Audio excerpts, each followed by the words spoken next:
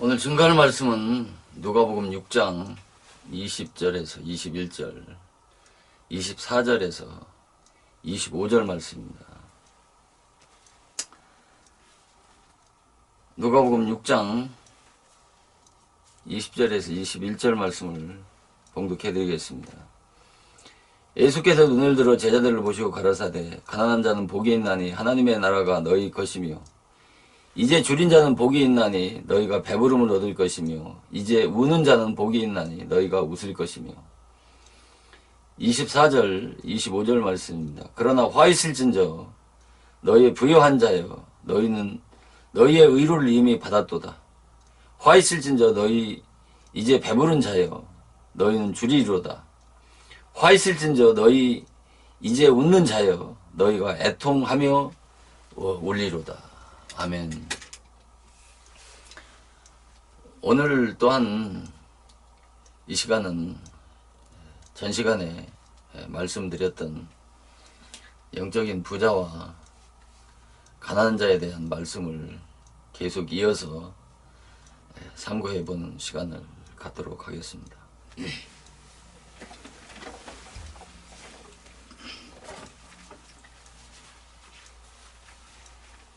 방금 봉독해 드렸던 것처럼 누가복음 6장 20절에서 21절을 보면 가난한 자는 복이 있나니 하나님의 나라가 너희 것임이라 이렇게 말씀을 하고 있습니다. 여기서 이 20절 말씀은 바로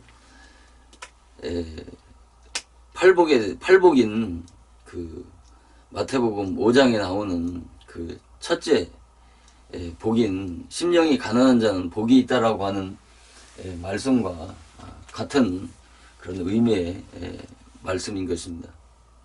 그래서 여기서 말씀하는 가난한 자는 바로 누누이 말씀을 드렸던 것처럼 바로 심령이 가난한 자인데, 이 심령이 가난한 자는 자기가 얼마나 구원이 필요한 비참한 죄인이라고 깨달은 자를 가난한 자라고 말씀하는 것이고, 그리고 부자는 자기가 구원이 필요한 죄인인지를 깨닫지 못한 완악하고 그런 강팍한 자를 바로 영적인 부자라고 말씀을 드렸습니다. 그리고 21절에서는 줄인 자는 복이 있나니 배부름을 얻을 것이라고 말씀하셨는데, 이 말씀은 마태복음 5장 6절에 의에 줄이고 목마른 자는 복이 있나니 저희가 배부를 것이라고 말씀하셨습니다. 저희가 배부를 것이라고 이렇게 말씀을 하셨는데, 그러면 이 의에 줄이고 목마른 자, 또 줄인 자가 복이 있는데 배부름을 얻을 것이라고 하신 이 말씀은 무엇을 말씀하시냐면,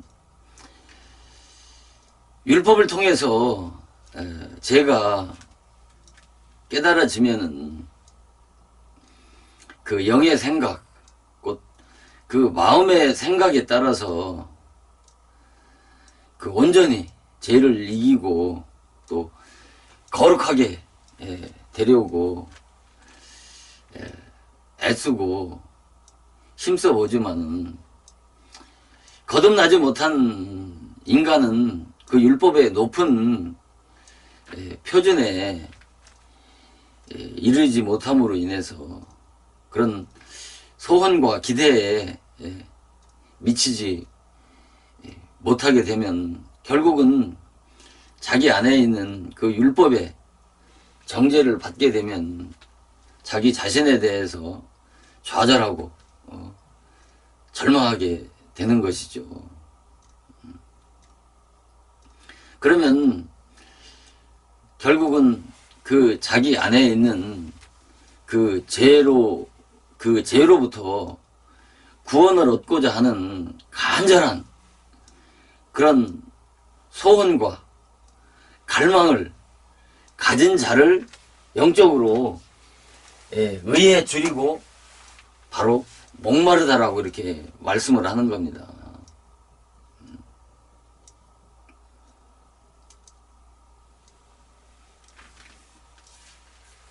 그래서 줄인 자는 복이 있는데 이런 자들이 바로 배부름을 얻는다라고 하는 것은 이런 영적인 의에 줄이고 목마른 자가 그 십자가에서 율법의 그 모든 그 요구를 성취하시고 완성하신 그 하나님의 의로 거듭날 때 바로 그리스도 안에 있는 그 풍성한 은혜로 배부름을 받는다라고 이렇게 말씀을 하시는 겁니다.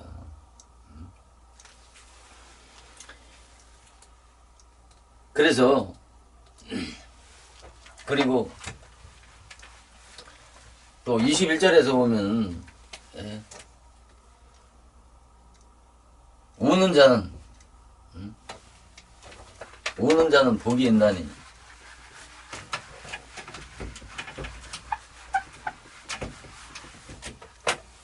우는 자는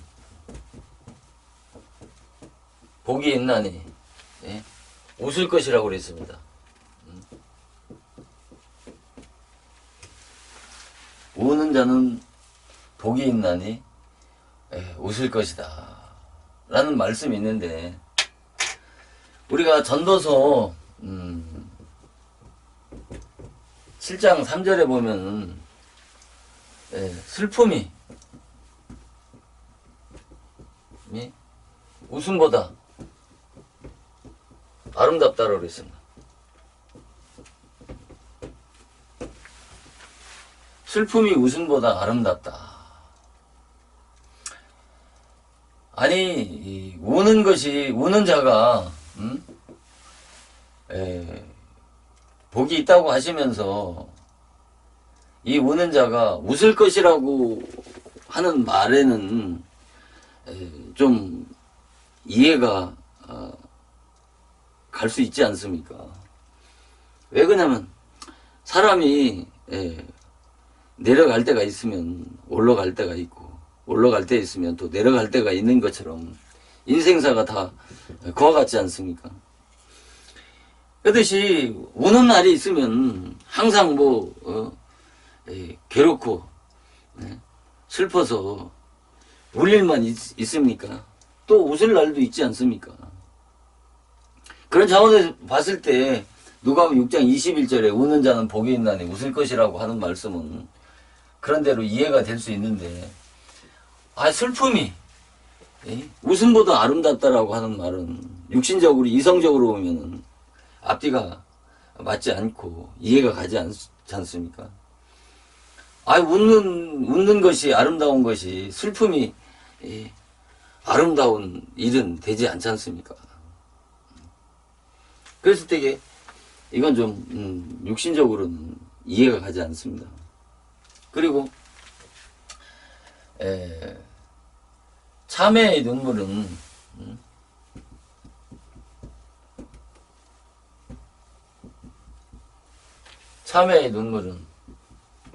진주보다 진주보다 귀하다. 참회의 눈물은 진주보다 귀하다는 말도 있고 또 우는 것이 일하는 것보다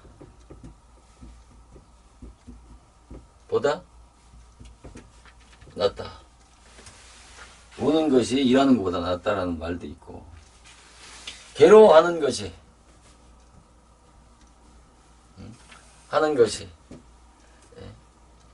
모든 행위보다 낫다. 예, 이와 같은 말씀은 우리가 육신적으로는 잘 이해가 가지 않지 않습니까?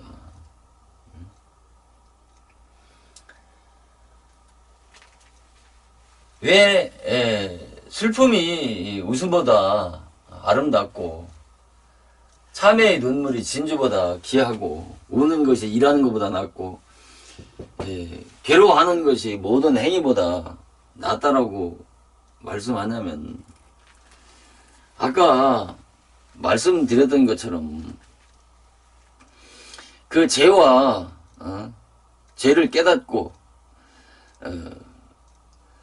자기가 죄를 이겨보려고 애쓰고 수고해보지만 결국은 그 죄에 대해서 인간의 힘과 노력으로 이기는 것이 아니고 오히려 그 죄로 인해서 자기 자신이 절망하고 좌절하게 되지 않습니까? 좌절하게 될 때 인간은 그때서 비로소 그 죄로부터 그 구원을 얻고자 하는 간절한 소원과 갈망을 갖게 되기 때문에 바로 그 죄로 인한 그 슬픔이, 자기 안에 있는 죄로 인한 슬픔이 웃음보다 아름답다라고 말씀하는 겁니다. 그러니까 왜? 죄로 인해서 울고 죄로 인해서 슬퍼하고 죄로 인해서 참회의 눈물을 흘리고 또 죄로 인해서 울고 괴로워 해야 자기가 구원을 얻고자 하는 그런 간절한 그런 소원을 갖게 되기 때문에 인간은 그때서 그리스도를 찾게 하고 그리스도를 바라보게 하기 때문에 바로 이렇게 죄와 죄 때문에 울고 죄 때문에 슬퍼하고 죄 때문에 괴로워하고 울고 참회의 눈물을 흘리는 자가 복이 있다고 말씀하는 것이고, 이런 자가 웃고 아름답다라고 하는 것은 이런 일하는 것보다 모든 행위보다 아름답다는 거죠. 왜? 율법 아래서 거듭나지 못한 자가 어떤 아무리 그런 아름다운 율법적 행위로 하나님을 기쁘게 하고 많은 사람들에게 존경을 받고 칭찬받는 모든 이런 행위는 오히려 하나님 앞에 뭐가 되는 거예요? 저주가 되는 것이죠. 율법의 행위에 속한 자들은 다 저주받은 자라고 그러지 않습니까?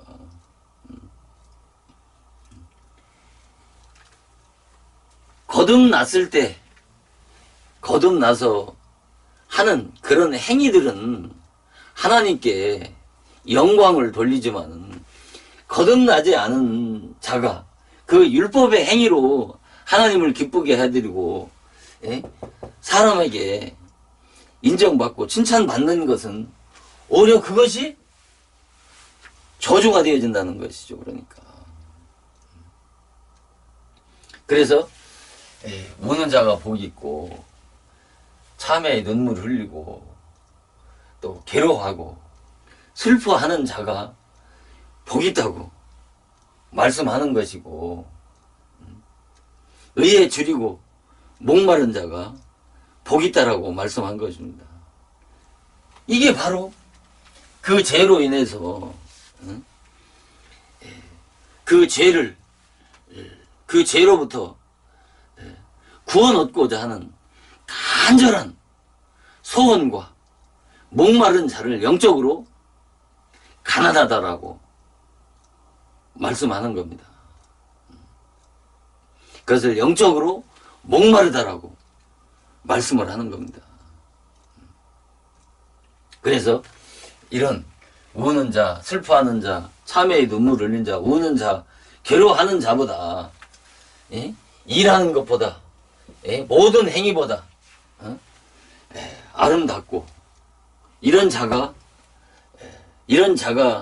하나님께서 그리스도 안에 있는 풍성한 신령한 하늘의 보화가 이들에게 이런 자들에게 주어지기 때문에 이런 자들이 지금은 죄 때문에 울지만 나중은 웃을 것이라고 이렇게 말씀을 하는 겁니다.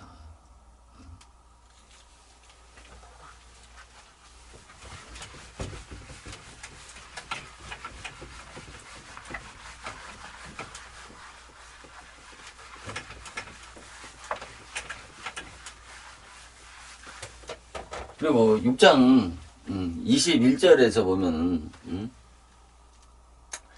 6장 누가복음 6장 21절에서 보면은 우는 자가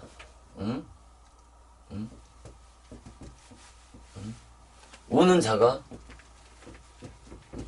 웃을 것이라고 그렇게 말씀을 했습니다. 우는 자가 웃을 것이다.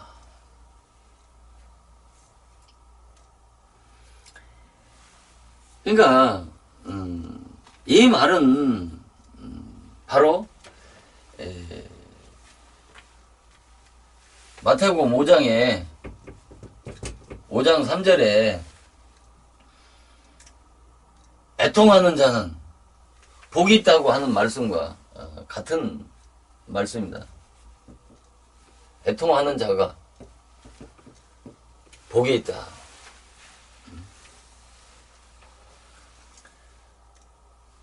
이 말씀도 아까 말씀드렸던 것과 같은 맥락의 그런 의미를 가지고 있는데 뭐를 가지고 애통하느냐는 것이죠. 뭐 때문에 우느냐라는 것이죠. 그러니까 율법 아래서 율법 신앙 아래서 그 율법의 요구대로 철저하게 살아보려고 그 모든 노력을 경주해보지만 그런 노력을 하면 할수록 바로 그 죄로 인해서 죄의식과 양심은 점점 더 민감해지는 겁니다. 죄와 싸우면 싸울수록. 그래서 죄와 싸워야 죄가 보이고 그 죄와 싸우는 자라야 자기 안에 있는 무시무시한 죄의 정체를 깨달을 수가 있는 것입니다. 그래서 죄와 피터지게 싸우게 되면은 이 양심이 밝아져서 죄의식과 그 양심이 민감해짐으로 인해서 전에 죄로 인식 안 했던 것들이 인식되어지면서 이제 죄가 전에는 죄로 보이지 않던 것들이 이제 죄가 이제 보이기 시작하는 것이죠. 그러니까 그러면 죄가 어떻게 해요? 점점 많아질 거 아닙니까? 죄와 싸우면 죄가 점점 증가하고 많아지는 겁니다. 그래서 로마서 5장 20절에 율법이 죄를 많게 한다라고 하는 말씀이 이를 두고 하는 말씀이죠. 그러니까 죄가 많아지니까 어떻게 해요? 거듭나지 못하는 인간은 그 죄를 싸워서 이기질 못하니까 결국 그 죄로 인해서 넘어지는 횟수가 많아질 것 아닙니까? 그러니까 자기 안에는 그 죄로 인해서 애통하고 아파하고 고통하는 것을 바로 여기서 애통하는 자는 복이 있다라고 하는 겁니다. 자기 안에 있는 죄로 인해서 애통하고 애통하는 자가 복이 있다라고 하는 것이죠. 왜 애통을 합니까? 왜 복이 됩니까? 바로 그 죄로 인해서 울고 애통하는 자라야 죄를 이길 수 있는 길을 찾고 바라보게 되기 때문에 그때서 인간은 그리스도를 바라보고 찾기 때문에 그것이 복이 되어진다라고 하는 말이 되는 것이죠. 그러니까 그래서 이 애통이라고 하는 것은 조금 더 심도 있게 다뤄 본다라고 하면은 우리가 시편 51장 시편 51장 17절에서 보면은 하나님이 하나님이 구하는 제사는 상한 심령이라고 그랬어요. 하나님이 구하는 제사는 상한 심령이라고 그렇게 말씀을 했습니다. 하나님이 구하는 상한 심령이라. 하나님이 구하는 제사는 상한 심령이라고 하시면서 상하고 통회하는 자를 주께서 멸시치 아니하신다고 그랬어요. 하나님이 구하는 제사는 상한 심령이고 상하고 통회하는 심령을 주께서 멸시하지 않으신다는 것이죠. 나 몰라라 하시지 않으신다는 것이죠. 그러니까 그러면 하나님이 구하는 제사는 상한 심령이라고 하는 이 상한 심령이라는 단어를 아주 유의 있게 관찰해야 될 필요가 있습니다. 그래서 시편 51편 17절에서 말씀하는 이 상한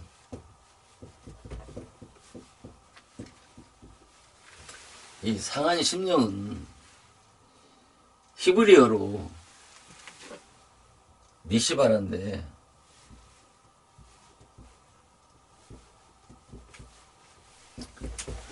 이 니시바라는 동사 사발의 기본형 제기타입니다. 동사 사발의 기본형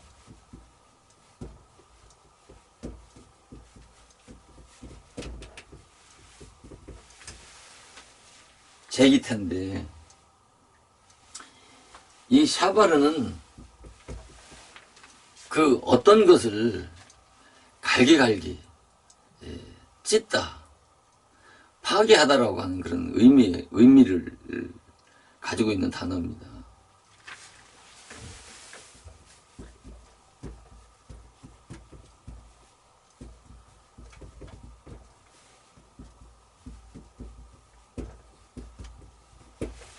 다른 단어인데 그리고 이 히브리어 제기태는 어떤 행동이나 동작을 했을 때 어떤 자기 자신에게 돌아오는 그 결과를 말씀하는 겁니다. 그러니까 그래서 이 니시바라는 자기 심령이 갈기갈기 찢긴 파괴된 상태를 말씀하는 겁니다. 그러니까. 그래서 이 상한 심령은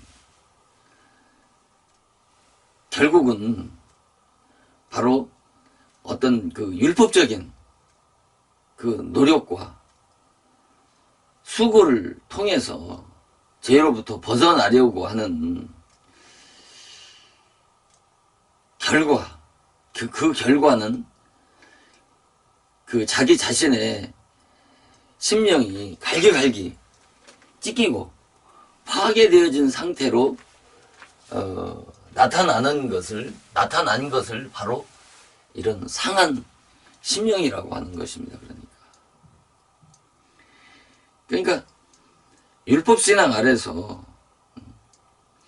어떤 그런 육신의 의지적인 행위로 계명을 지켜서 그 죄를 이겨보려고 무던히 애쓰고 힘써 봤지만은 그 결과는 뭔가 의롭게 되고 전보다 형편이 나아지는 것이 아니라 오히려 심령이 이렇게 갈기갈기 찢기고 파괴되어진 상태로 그 결과가 나타난 결과가 바로 이 상한 심령이라고 이렇게 말씀을 하는 것입니다. 그래서 그 다음 구절에 말씀하시는 것이 뭐냐면 하나님께서는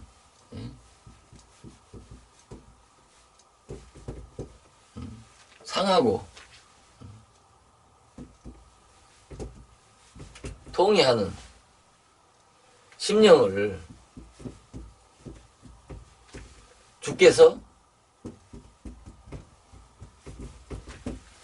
멸시치 아니하신다고 말씀하신 것입니다.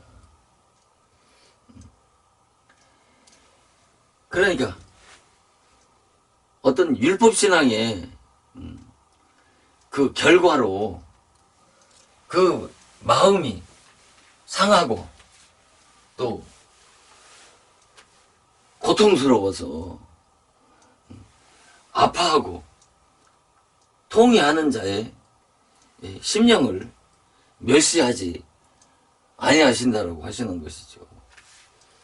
그래서 이 통해라고 하는 뜻은 바로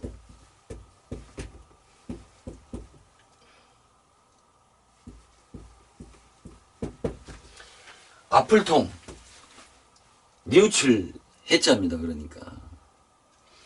그러니까 자기 안에 있는 그 죄로 인해서 고통스러워하고 아파하고 괴로워하는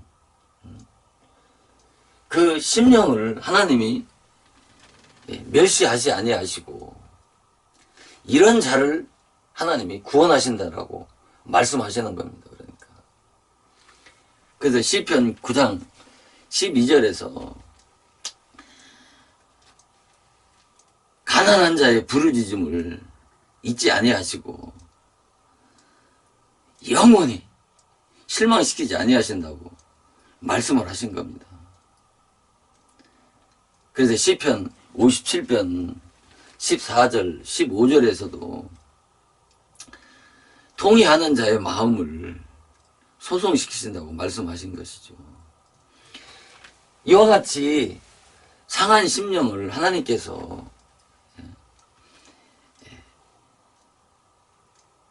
회복시키고 또 치료하셔서 반드시 구원하시겠다라고 하시는 말씀이 상하고 통해하는 심령을 멸시치 아니하신다고 말씀을 하시는 겁니다.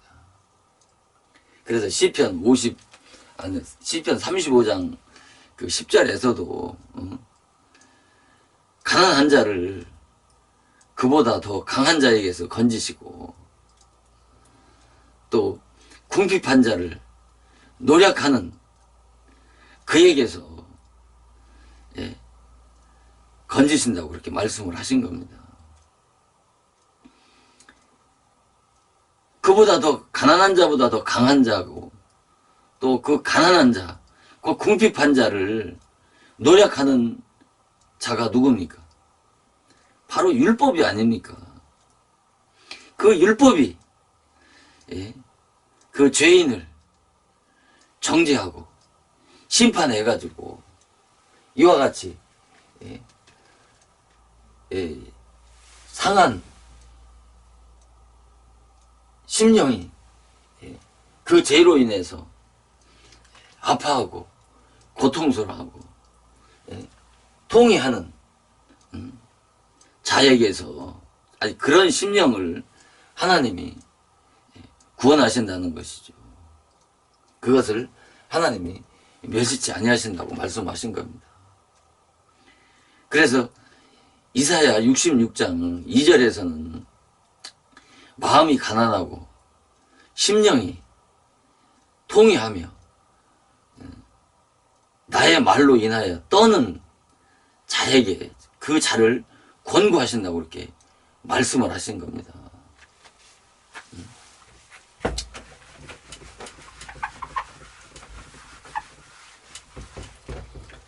이사야 66장 2절에서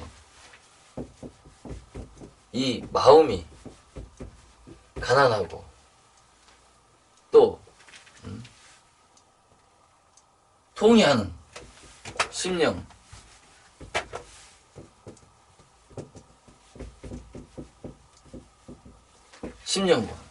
나의 말로 인해서 하나님의 말씀으로 인해서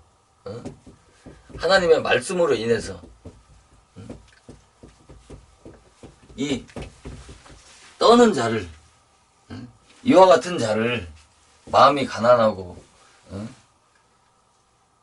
통해하는 심령과 또 말씀으로 인해서 떠는 자를 하나님이 권고하신다는 것이죠. 이 권고하신다는 뜻은 히브리어로 나바트입니다. 나바트는 보다, 바라보다라고 하는 뜻이에요. 보다, 바라보다라는 뜻이죠. 그러니까 마음이 가난하고 심령이 통해하고 하나님의 말씀으로 인해서 떠는 그를 하나님이 그리스도께서 바라보신다는, 그런 자를 바라보신다는 것이죠. 그런 자를 보시고 그런 자를 하나님이 구원하신다고 말씀을 하고 계신 것입니다. 그러니까 왜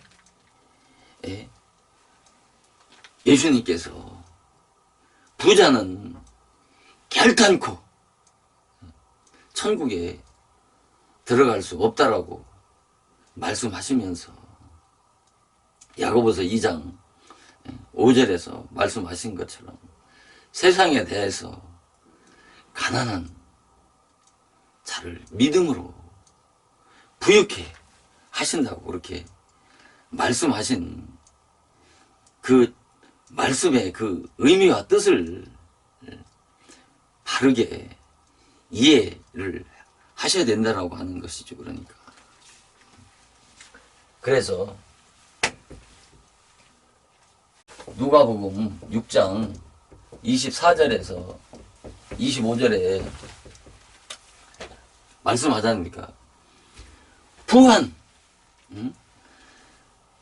화 있을 진저라고 그래요. 화 있을 진저.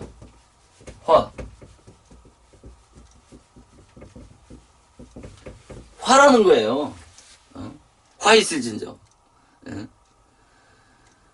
부한 자들이요. 위로를 이미 받았단 말이에요. 부한 자들이요. 위로를 이미 받았다는 거예요.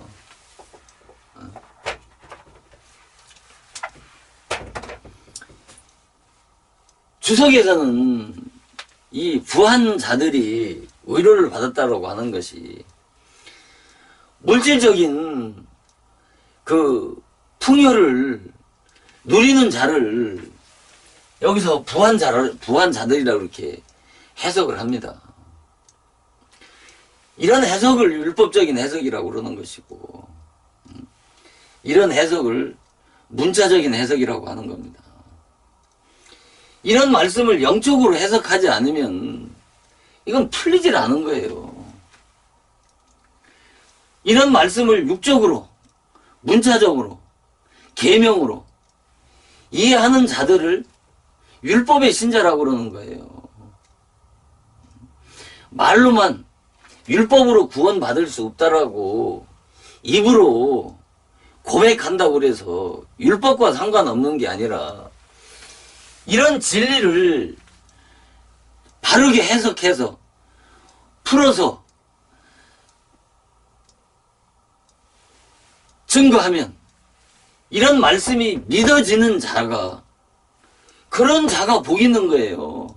그런 자를 어떤 자라고요? 신령한 자라고 하는 겁니다. 그래서 고린도서 3장 1절에 내가 너희를 신령한 자를 대항과 같이 할 수 없어서 그리스도 안에서 육신에 속한 자, 아니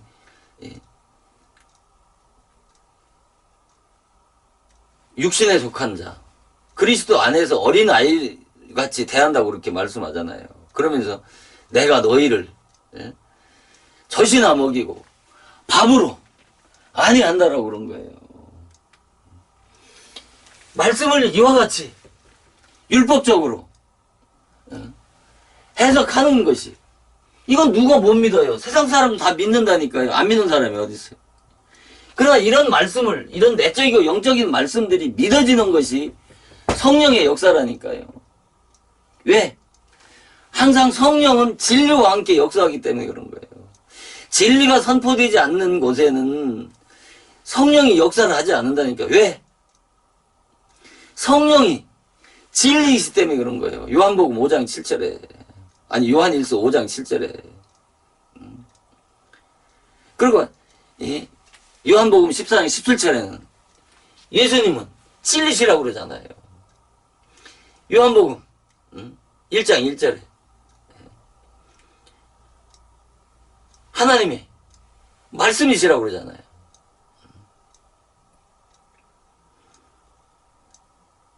태초에 말씀이 계시니라.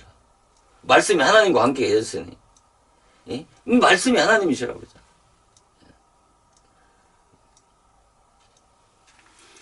그러니까 항상 진리가 선포되지 않은 율법적인 설교가, 율법적인 메시지가 증거되는 곳에는 성령이 역사하지 않는다니까요. 피조물의 영은 역사할지 모르지만은 진리의 성령, 또 다른 보혜사는 진리가 없는 곳에는 역사하지 않는 거예요. 그래서 진리의 영, 보혜사라고 그런 거예요. 또 다른 진리의 영, 보혜사. 이 진리의 영이 진리의 말씀이라니까요. 영.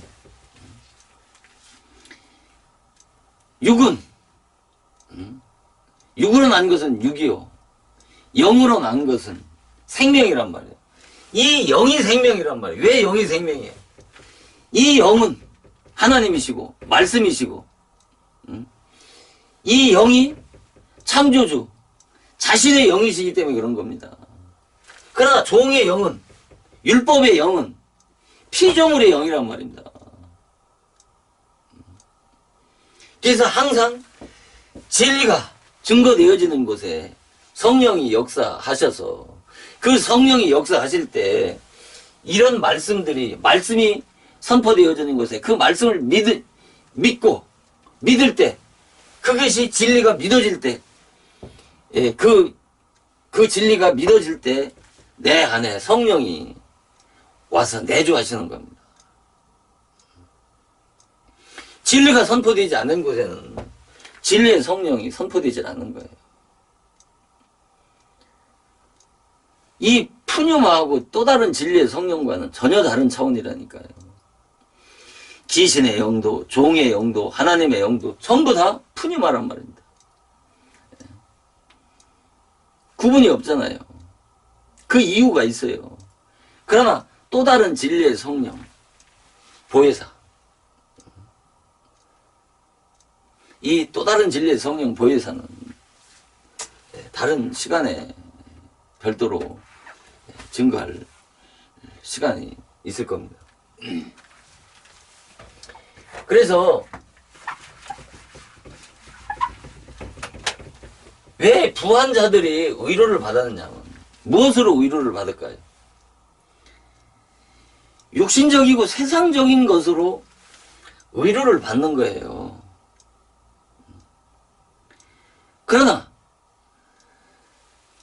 이 가난한 자들은 하늘에 신령한 것으로 위로를 받고 만족함을 얻고 배부름을 얻는 겁니다.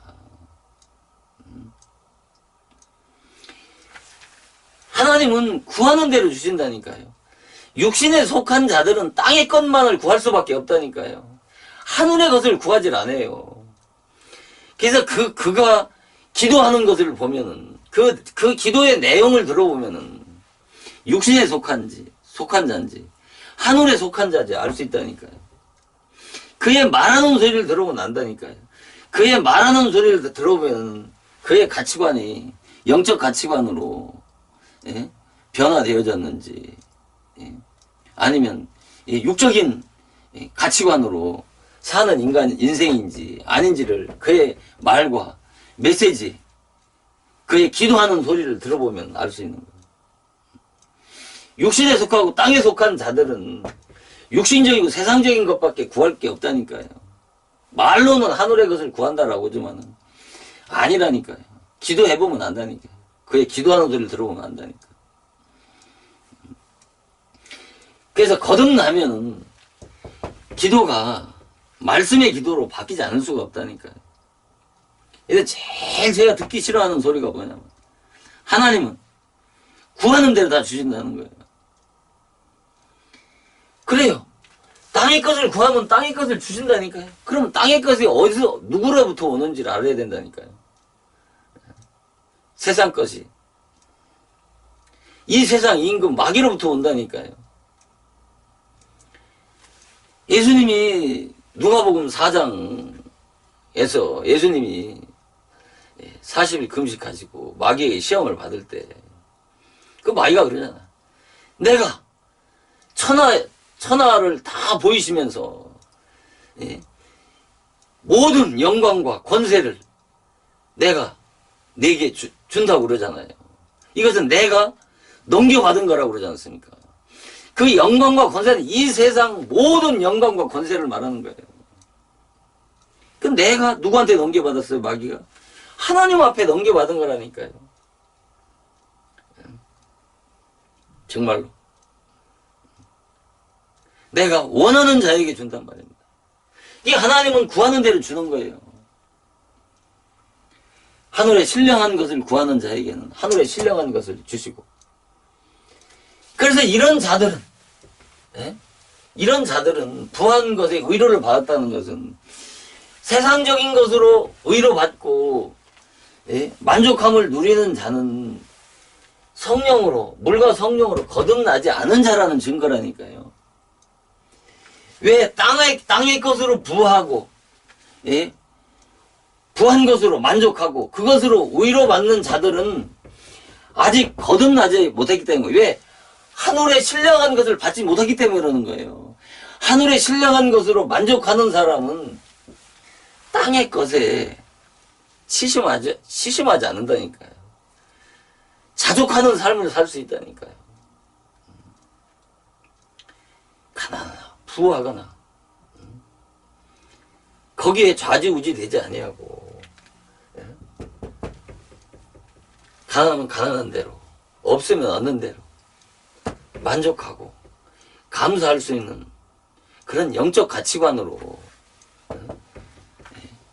내세 지향적인 가치관으로 변화받은 사람이기 때문에 그런 변화받은 사람이 이런 이 세상적인 가치나 그런 물질적인 것들에 치심해서 미쳐 들어가질 않는다니까요. 그러니까 그의 삶을 보면은 이 사람이 거듭나지 않은지를 속일 수가 없다니까요. 지도자들을 보면 그의 메시지를 들어보면은 거짓과 참은 명확하게 드러난다니까요. 구원받은 것을 어떻게 구원받은지를 하나님의 나라에서 간다라고 하는 그 말도 되지도 않는 그런 영적인 무식한 소리를 하지 뭐 하는 그 자신이 영적인 무식하다고 하는 것을 자기가 드러내는 거라니까요. 감나무에서 감이 열리지. 사과나무에서 사과가 열리지. 배나무에서 배가 열리지. 예? 사과나무에서 배가 열립니까? 속일 수가 없는 거예요. 죄를 져가면서 죄를 떡먹듯이 죄를 져가면서 그 사람이 구원을 받았다고 하는 것은 이거는 기독교를 욕되게 해도 자 그래서 의로 받았다라고 하는 것은 자 보세요. 우리가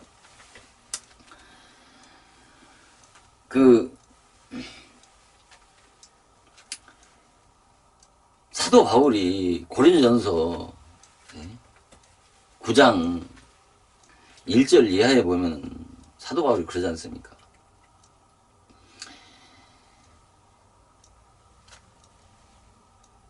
내가 사도 바울 자신이 나는 사도다. 그러면서 자기는 자유자라고 그렇게 말을 하는 겁니다. 나는 자유자라는 것이죠. 그러면서 내가 먹고 마실 권위 없겠느냐. 다른 사도들과 같이 다른 형제들과 같이 아내를 데리고 다닐 권리가 없겠느냐. 사도 바울 자신에게 하는 소리예요. 나도 그런 권리 있다. 병정이 자비로 병정이 되겠느냐. 그렇게 말하면서 내가 포도나무를 싣고 그 과실 열매를 먹을 권리가 없겠느냐. 내가 양을 먹이고 양의 젖을 먹을 권리가 없겠느냐. 율법에도 소가 소에 망을 씌우지 말라고 그러잖아요.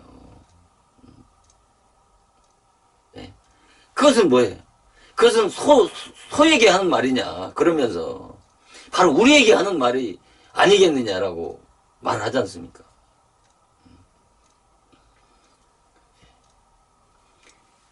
그러면서 내가 너희를 위해서 신령한 것을 뿌렸은즉 육신적인 것을 구하는 것을 과하다 하겠느냐.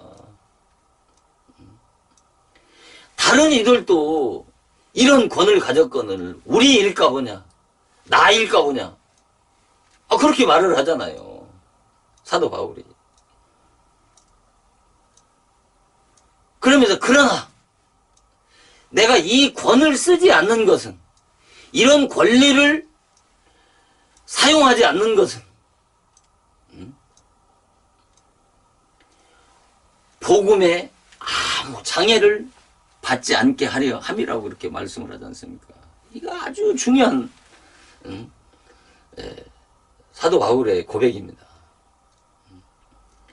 왜 이런 권을 쓰면, 이런 것을 누리면 왜 복음에 장애를 받지 않느냐고 말씀하시느냐 말이죠. 그러면서 그 다음에 사도 바울이 뭐래요? 그러면 내가 이것을 너희에게 쓰는 것은 너희에게 이렇게 해달라고 쓰는 것이냐?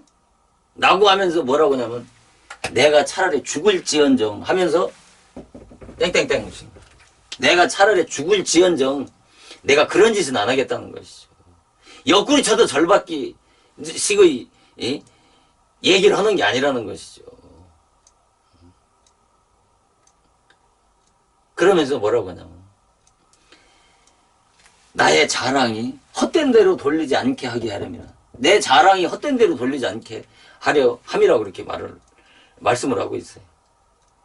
그러면서 내가 복음을 전하는 것은 값없이 전한다고 하면서 부득불 전할 것이라고 그렇게 말씀하잖아요. 그러면서 복음을 전하지 않으면 화가 될까봐 두려워서 전한다는 것이죠. 그러면서 그 다음에 한 말이 뭐냐면 내가 복음을 전할지라도 값없이 거저 전한다는 것이죠. 그러면서 그 복음으로 인해서 그 권을 쓰지 않는 것이 자기 상이라는 거예요. 상. 자기의 상이 뭐야? 그런 권을, 그런 권리를 쓰지 않는 것이 사도 바울의 상이라는 거예요. 상급이라는 거예요. 그러니까 사도 바울은 자기가 선수, 친히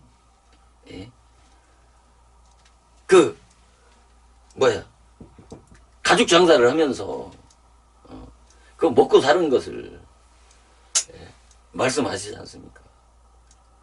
다른 말씀 보면은 그 자기 형제들에게 조그마한 누를 끼치는 것을 두렵게 생각하고 아주 경계한 사실들을 그 서신서에서 말씀하시지 않습니까? 자기의 상이 그러한 권리를 쓰지 않는 거라는 거예요. 그럼 여기서 상이라는 게 뭐냐 말이에요. 상이라고 하는 것이. 상급이라는 것이. 하나님이 영생이라고 하는 상급을 주시고 또 하나님의 나라에 가면 또 다른 부상을 주시는 겁니까? 무슨 부상이요? 너 수고 많이 했으니까 너는 별도로 이 상 저 상 주신다는 겁니까? 여기서 말하는 성경에서 말하는 상급은 영생을 말하는 겁니다. 그럼 이러한 권을 쓰지 않고 이러한 권을 쓰지 않는다는 것은 뭐예요? 이러한 권리를 누리는 사람, 이런 부자들은 의료를 다 받았단 말이에요. 이런 자들은 거듭나지 않은 자고 하늘의 신령한 보화를 받지 않은 증거라는 것이죠. 이 사도 바울이 얼마나 기가 막히게 그 영적인 거듭난 자의 삶을 어떻게 살아야 하는지를 보여주는 말씀이지 않습니까? 이런 말씀을 통해서 오늘의 기독교계의 지도자들을 비교해 보라니까요. 너무나 부유하고 너무나 많은 권리를 누리면서 너무나 많은 의료를 받아가면서 넘치게 살잖아요. 그것도 부족해서 그것도 부족하다라고 하면서 기독교 안에서 일어나는 일들을 한번 보시면 이 사도 바울의 복음의 종의 이 정신이 어떤 정신을 가지고 살아야 하는지 복음을 깨달았다고 하는 종들은 이 사도 바울의 정신과 같은 삶을 살지 않을 수가 없다니까요. 그렇지 않고 이런 왜 복음의 장애를 받지 않게 하기 위함이라고 그러잖아요. 그 복음의 장애를 받지 않는다는 것은 율법 신앙은 기브 앤드 테이크라니까요. 예? 조건 기독교 율법은 행하면 살고 어기면 죽는 조건부 계약이라니까요. 선을 행하면 복을 주시고 악을 행하면 악이 임하는 것입니다. 그러니까 상선벌악의 원리라니까요. 율법 신앙은.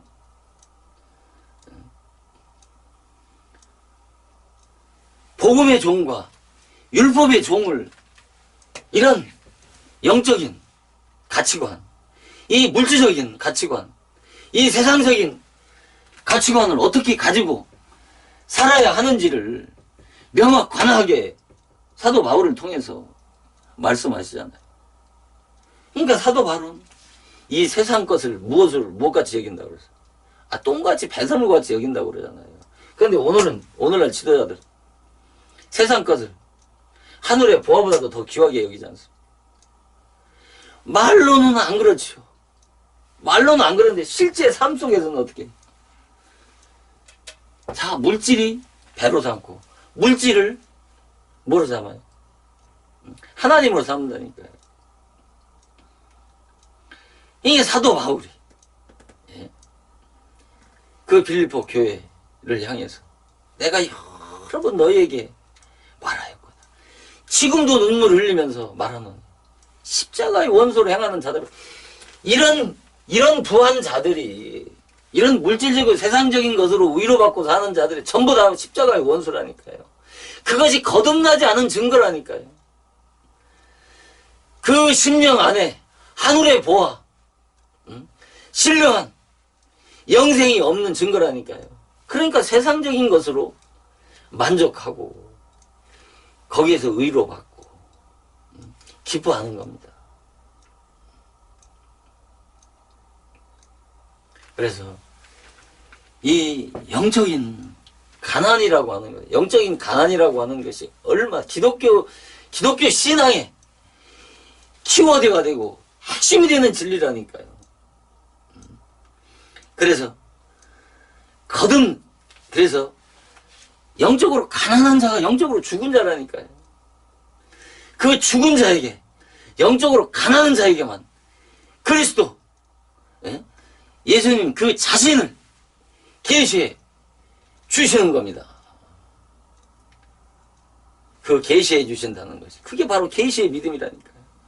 그에게 계시의 믿음을 주셔서 가난한 자에게, 바로 세상에 대해서 가난한 자에게 믿음으로 부유케 하신다고 하는 야고보서 2장 5절의 말씀을 바로 이를 두고 하는 말씀인 것입니다. 오늘 여기까지 마치도록 하겠습니다.